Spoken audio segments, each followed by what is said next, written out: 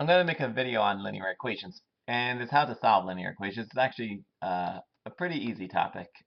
Once you get the hang of it, there's a few things you need to know. So first of all, most basic linear equations will look something like this: 2x minus 3 equals 5. And all you have to do is you have to identify what your unknown value is, which is my x, and how the constants are related to it.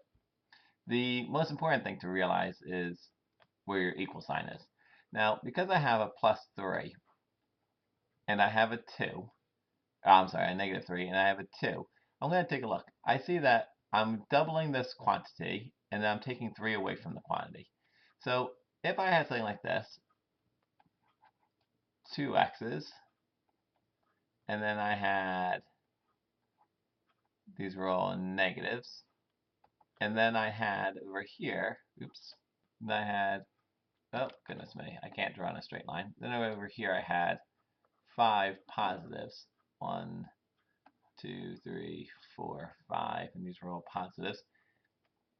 If this were a scale, what I would do first is I'd say, all right, well, I want to find out how much one of these boxes weighs. So what I would do is I'd take these 3 negatives off the scale.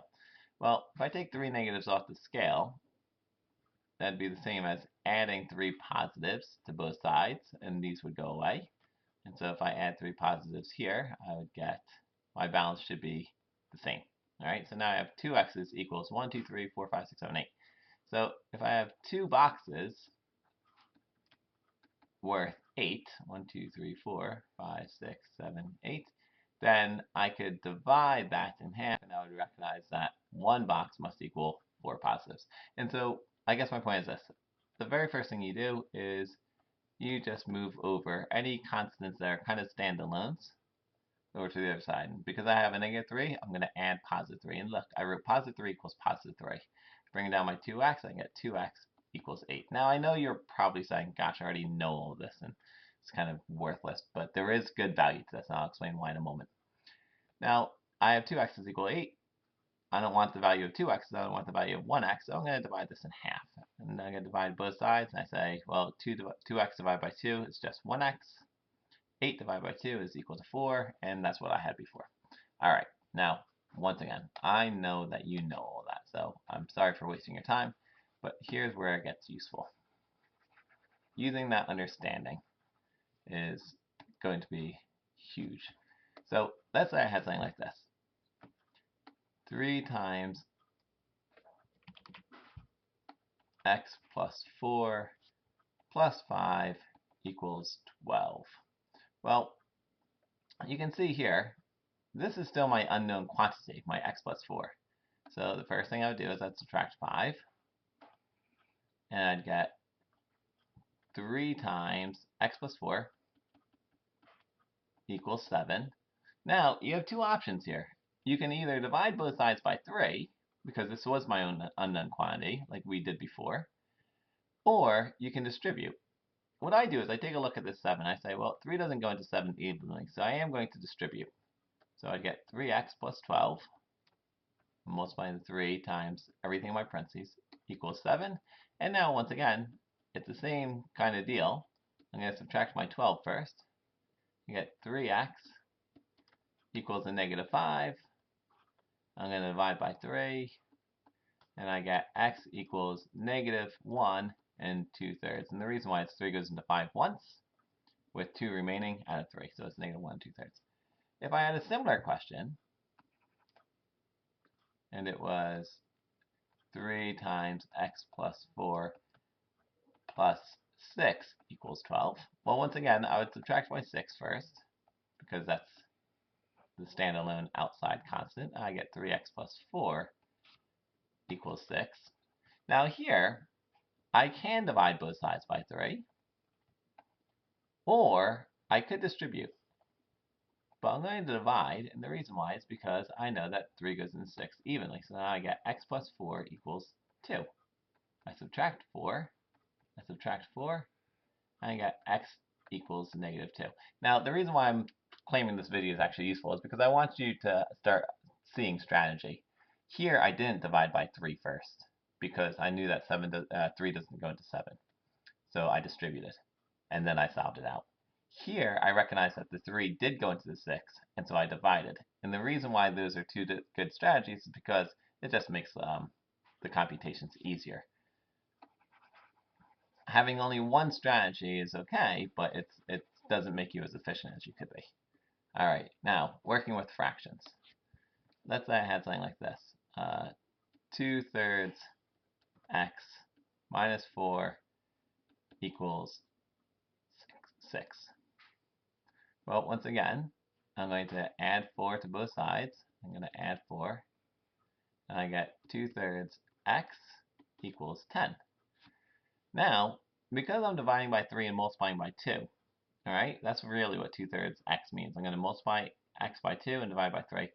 I'm going to multiply by 3 and divide by 2 simultaneously. You don't actually have to. You can do it in 2 steps. But this is the reciprocal. If I multiply by 3 over 2, that's going to go away, and I get 10 times 3 is 30, over 2 is 15. So I end up with 30 over 2, which was 15. I'm going to show you another strategy for working with this. Let's say I had something like this. 3/4 x minus 2/3 equals 2, I don't know, let's say 2, well, let's make it 21/24. All right, now the problem here is I have 3 different fractions, so it's not, I could add 2/3 over, but then I have to work with common denominators. I'm going to have to convert this 2/3 into 16/24. I don't really want to do that. So what I'm going to do is I'm going to look at my denominators. I say 4, 3, and 24. Because I have 3 different denominators, I'm going to multiply every single term by the lowest common denominator. Now, my lowest common denominator here is 24. And something nice happens when I do this. I'm going to multiply by 24 here, here, and here. Now, 4 goes into 24 6 times. So I end up with 6 times 3x minus 3 goes into 24 8 times. So I end up with 8 times 2. And 24 goes into 24 once, so I end up with 1 times 21. So that gives me 18x minus 16 equals 21. And if you'll notice, this is exactly the same kind of question that I had in the very, very beginning. And so my point is, all these questions usually end up just reducing down into what we had in the very, very, very beginning. 18x equals 37, and divide by 18. X equals, well, 2. 2 times 18 is 36, with 1 out of 18 remaining. All right, I'm going to do one last question. And this one's going to look like a bear, but I want you to just keep in mind all the different techniques that we've been applying. And you'll see it's not really that bad. Let's see if I can get a nice color here. If I had 3 over x minus 2 plus 2 over x plus 1 equals 4 over, let's say, x squared minus x minus 2.